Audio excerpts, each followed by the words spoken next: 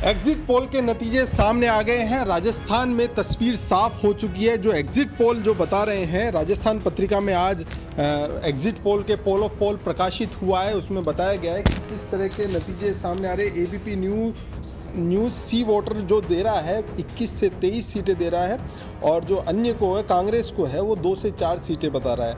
India today axis माई India का अगर सर्वे की बात करें, जो एग्जिट पोल है, तो 16 से 19 सीटें वो दे रहा है भारतीय जनता पार्टी को, और 5 से 7 सीट जो है वो कांग्रेस के खाते में नज़र आ रही है।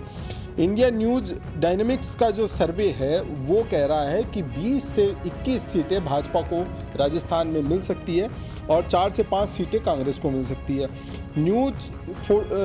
जो चाणक्य का सर्वे है वो 22 से 23 सीटें दे रहा है, और 2 से 3 कांग्रेस को दे रहा है। तो स्पष्ट है कि जो पिछले 10 साल से लगातार जो भारतीय जनता पार्टी राजस्थान में 25 की 25 सीटें ले रही थी, हैट्रिक लगाने की कोशिश थी और उम्मीद थी और नारा भी था कि इस बार हैट्रिक, वो यहाँ पर एग्जिट पोल में तो नज़र नहीं आ रहा। और अब एग्जिट पोल में तो तस्वीर साफ हो चुकी है, लेकिन अभी भी राजस्थान के लोगों की और राजस्थान से बाहर के लोगों की निगाहें टिकी है परिणाम पर।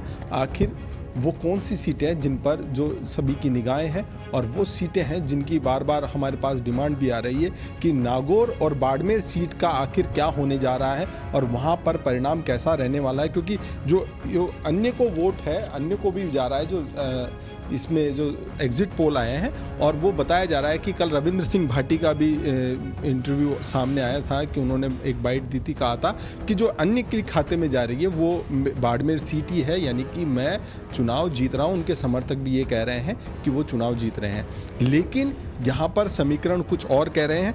आनंद मणि त्रिपाठी जी से बात करेंगे, जानेंगे कि क्या वो समीकरण है। आनंद जी, 2 सीटों पर बात करेंगे, नागौर और बाड़मेर। रविंद्र सिंह भाटी चर्चा में है, राजस्थान ही नहीं पूरे देश में एक युवा चेहरे के रूप में, क्योंकि निर्दलीय चुनाव छात्र संघ का लड़ा, फिर विधायक का लड़ा, निर्दलीय चुनाव लड़ा, और इस बार भी जब भारतीय जनता पार्टी में शामिल हुए उसके बाद में फिर जब उन्हें टिकट नहीं मिला और वहाँ पर अब वो निर्दलीय चुनाव लड़े, बड़ा कैंपेन उन्होंने चलाया, सोशल मीडिया पर वो छाए रहे। क्या लगता है कि बाड़मेर की जनता, हम वो आपको बताएंगे कि बाड़मेर की जनता ने आखिर रविंद्र सिंह भाटी को लेकर क्या कहा, वो भी हम इस वीडियो में आपको बताएंगे। फिलहाल एक्सपर्ट कमेंट हम ले रहे हैं कि रविंद्र सिंह भाटी को लेकर आप क्या सोचते हैं। देखिए, रविंद्र सिंह भाटी निश्चित रूप से केवल राजस्थान या उस क्षेत्र के ही मतलब फोकस में नहीं है, पूरे देश में वो फोकस्ड हैं। और सब लोग मतलब मैं बनारस था, मेरठ था, लखनऊ था, तो एक सवाल ये होता था कि क्या वो लड़का जीत रहा है या वो भाटी जीत रहा है या रविंद्र सिंह भाटी। तो वो देखिए, हम कई स्पेक्ट्रम पे चुनाव, जैसे लोकसभा का स्पेक्ट्रम बड़ा होता है, विधानसभा और छात्र संघ का थोड़ा छोटा होता है, जिसमें भावनाएं और बहुत सारी चीज़ें मैटर करती हैं और बहुत क्षेत्र का पॉलिटिक्स भी मैटर करता है। लेकिन जब लोकसभा में जिस तरह के चुनाव हो रहे हैं, जिस तरह से हमने पिछले 10 साल से देख रहे हैं चुनाव, तो उसका स्पेक्ट्रम पूरी तरह से बदल जाता है।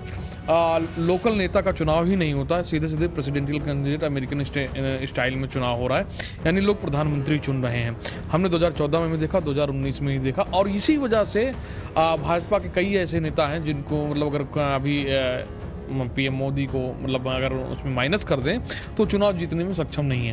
लेकिन ये एक फैक्टर ऐसा है जिसे हम एंकर कह सकते हैं, किस जहाज का एंकर, वो पूरे एंकर डाल के बैठे हैं कि हम पीएम मोदी को चुन रहे हैं। जिसने 2014 और 2019 में पीएम मोदी को वोट किया है, इस बार कोई ऐसा कारण नहीं है कि वोट ना दे उनको। सबसे बड़ा सवाल, मैं एक बार चर्चा कर रहा था, बनारस की बात है, भी एक वरिष्ठ नेता ने कहा कि आप 2024 में वोट उन्हें क्यों नहीं देंगे, क्या उन्होंने कोई घोटाला किया, क्या उन्होंने कोई गड़बड़ की, और विपक्ष ने ऐसा क्या कर दिया जो उनको वोट मिलेगा। तो ये जो सवाल है, इसी सवाल का जवाब किसी के पास नहीं है।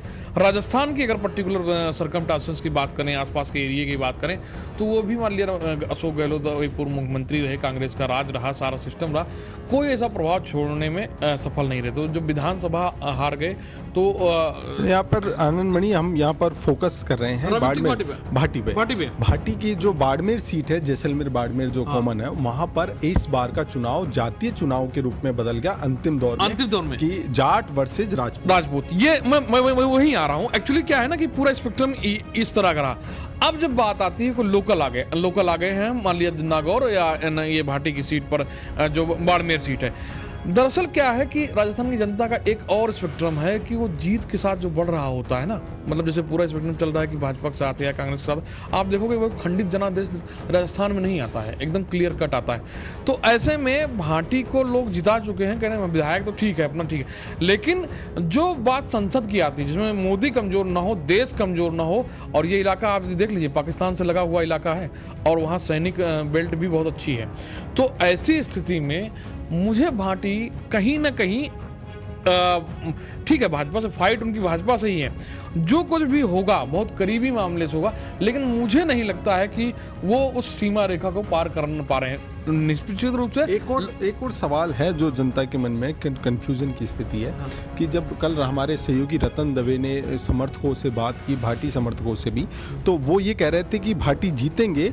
और मोदी को समर्थन देंगे, मोदी को आगे बढ़ाएंगे, यानी कि मोदी केंद्र में जाकर मोदी का समर्थन, यानी कि उनकी नाराजगी मोदी से तो नहीं थी। नहीं है वो बस यही जो समर्थकों में भी ये संदेश है, ये समर्थकों में संदेश है। तो यही वजह है, ये बात एकदम क्लियर है कि अगर जब मोदी को ही दे तो जब मोदी को ही वोट देना है तो मोदी के कैंडिडेट को वोट क्यों नहीं करेंगे। आप देखिए ये है भाटी के समर्थक, और जो मतलब दोनों स्पेक्ट्रम पे खोलना चाह रहे हैं, लेकिन जो कैंडिडेट जो यहाँ आरएसएस की रही है, जो भाजपा की पूरी बूथ प्रणाली रही है, आप देखिए उनका जिस तरह से रहा है उतनी बढ़िया बूथ प्रणाली भी किसी ने, उससे वो नहीं निकल पाएंगे, क्योंकि ठीक है उनकी युवा साथ, मुझे याद है कि सपा के चुनाव अखिलेश यादव के साथ भी लड़के बहुत अच्छे होते थे, खूब हो हल्ला होता था, खूब एकदम नारेबाजी भी होती थी, मसीहा के तौर पर देखा जाता था। वही हाल रविंद्र भाटी का दिख रहा है। हाँ ठीक है, कैरेक्टर अलग है, देखिए कैरेक्टर अलग है, वहाँ स्पेक्ट्रम अलग है, तो निश्चित रूप से रविंद्र भाटी, ये जो बात आ रही है, बात सही है कि रविंद्र भाटी बाद में समर्थन करेंगे, कुछ भी करेंगे, अपना आइडेंटिटी लेना चाहते थे।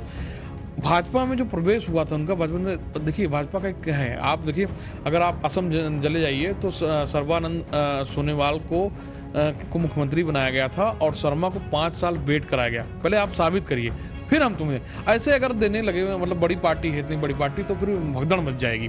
तो हर एक का सिस्टम है, यही इनकी यही जो लुप्तता थी, इसी कारण ये बैकफुट पे गए और इन्होंने निर्दलीय चुनाव लड़ा। निश्चित रूप से मैं ये जानता हूँ कि जीत अगर इनके हिस्से नहीं आई तो बहुत कम अंतर से ये दूसरे स्थान पे रहेंगे।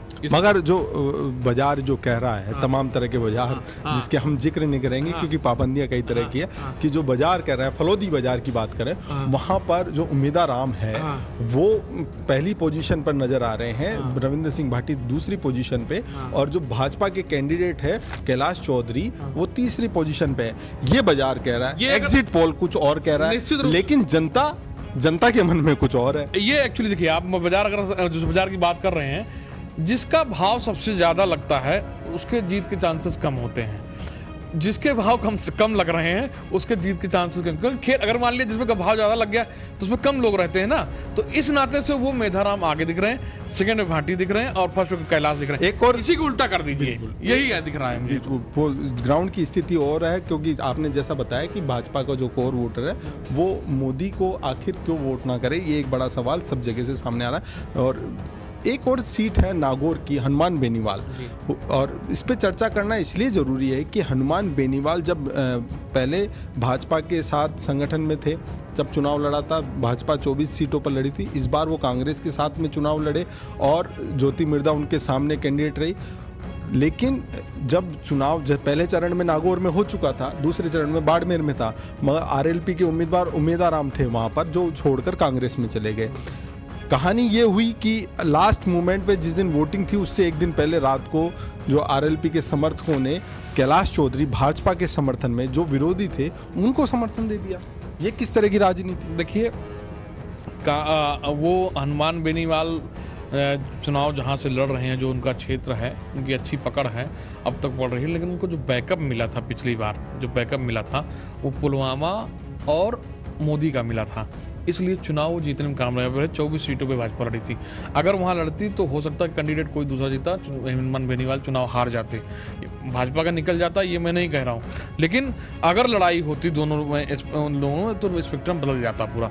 अब की बार इन्होंने कांग्रेस के साथ जो गठबंधन किया, जब कांग्रेस खुद ही डूब रही है तो जिसको जो साथ आएगा तो हम तो डूबेंगे सनम, तुम्हें मिले डूबेंगे। ये स्थिति देखते हुए जो उन्होंने अपने फर्स्ट स्पेक्ट्रम में देख लिया कि हम नहीं आ रहे हैं, तो सेकंड उसमें कैनवास का इस्तेमाल करते हुए अपना कैनवास बड़ा किया और इंटेली सपोर्ट किया कि वो चांस बना रहे कि अगर हमें उछल कूद करनी हो तो हम कर सकें। क्या हैट्रिक लग रही है? एक अंतिम सवाल, क्या भाजपा की एग्जिट पोल कुछ और कह रहे हैं? क्या आपको लग रहा है कि जो ये एग्जिट पोल आ रहे हैं कि कांग्रेस का खाता 10 साल बाद खुल सकता है? क्या खुल सकता है? मुझे 23 सीट पे कोई कंफ्यूजन नहीं है। 23 सीट पे कोई कंफ्यूजन नहीं है। 2 सीटों पे जो चर्चा हो रही है इसमें हैट्रिक लगने का चांसेस तो हैं, 99% चांसेस हैं, क्योंकि एक मंगल पांडे ने भी बिगुल बजाया था चूरू से। हाँ। राहुल कसवा का जब टिकट कटा था वहां भी स्थिति डावाडोल नजर आ रही है। नहीं, वो मुझसे बहुत ज़्यादा फर्क नहीं पड़ने वाला उसके, मतलब देखिए छोटे छोटे मैं आपको बताऊं कि कई जगह पे जिसको टिकट दिया गया है अचानक पैराशूट किया गया। दरअसल पैराशूट भाजपा ने इसलिए किया कि जो स्थानीय नेता थे वो आपस में ही लड़ रहे थे, तो अगर उसमें किसी को टिकट देते थे तो निश्चित रूप से हारना संकट था, इसलिए पैरा ड्रॉपिंग कराई गई। अच्छा, किसी की यह हिम्मत नहीं है कि वो हिमाकत कर सके कि नहीं बीजेपी के विरोध में खड़ा होकर, बोले उन्होंने पहले का स्पेक्ट्रम था, पहले लोग पार्टी में रहते हुए दूसरे कैंडिडेट को जिता देते थे, तो इसी नाते पैरा शूटिंग की गई है और इस पैरा शूटिंग में भाजपा को लाभ है।